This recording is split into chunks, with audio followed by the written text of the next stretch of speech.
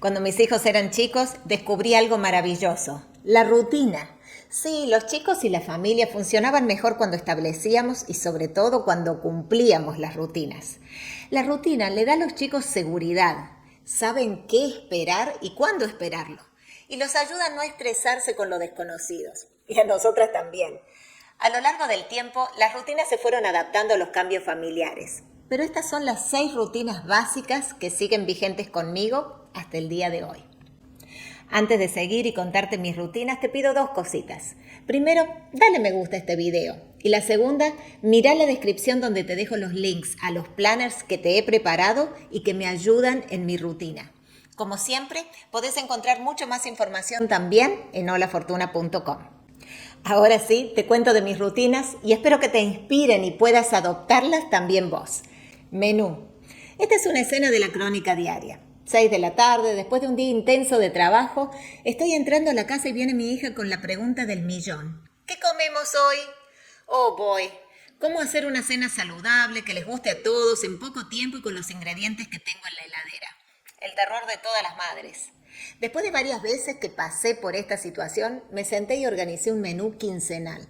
Traté de pensar en 14 comidas que a todos nos gustaban y las distribuí a lo largo de 2 semanas, fijándome de que sea equilibrada, como por ejemplo, que no coincidan almuerzo y cena con pastas o 2 cenas seguidas con carnes. 14 días antes ya sabía qué íbamos a comer y me organizaba para las compras con anticipación. Y me saqué esa carga de encima. Los quehaceres domésticos.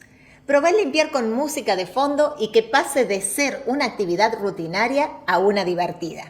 En Instagram podés ver un reel mío limpiando y bailando a la misma vez. Elegí la playlist que más te guste y limpiá el ritmo de la música.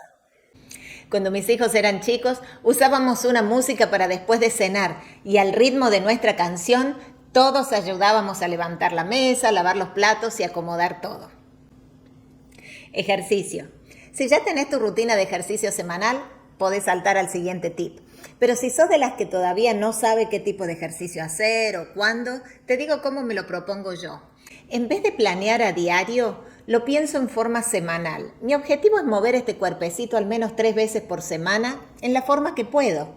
A veces tengo el tiempo para ir al gimnasio y otras aprovecho el clima todo lo que puedo para nadar en la pileta de donde vivo.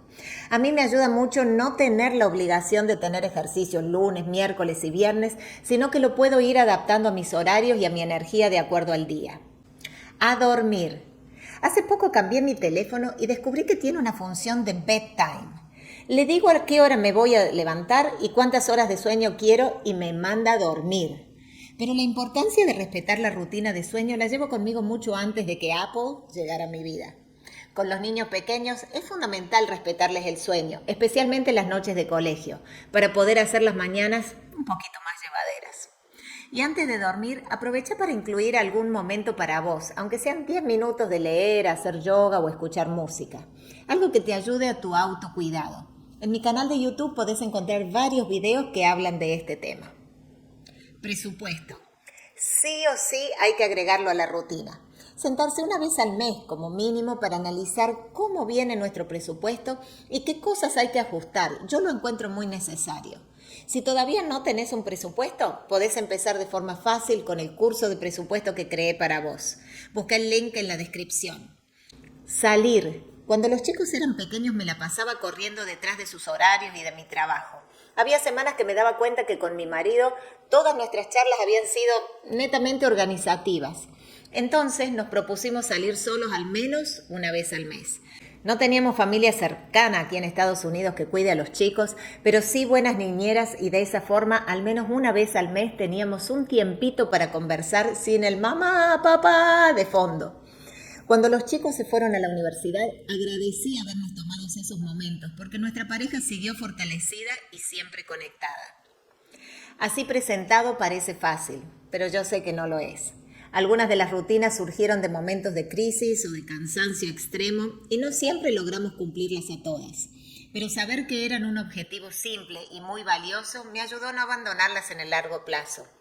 Hoy, mirando para atrás, me hubiese gustado tener a alguien en YouTube dándome estas ideas y alentándome a que las cosas pueden mejorar. Eso me inspira a compartirte lo que me funcionó y las cosas que me ayudaron a hacer el camino más llevadero. En holafortuna.com tengo muchas más historias y consejos, no siempre desde mi éxito, algunas desde mi fracaso, pero cosas que creo que te pueden ayudar a mejorar tu calidad de vida.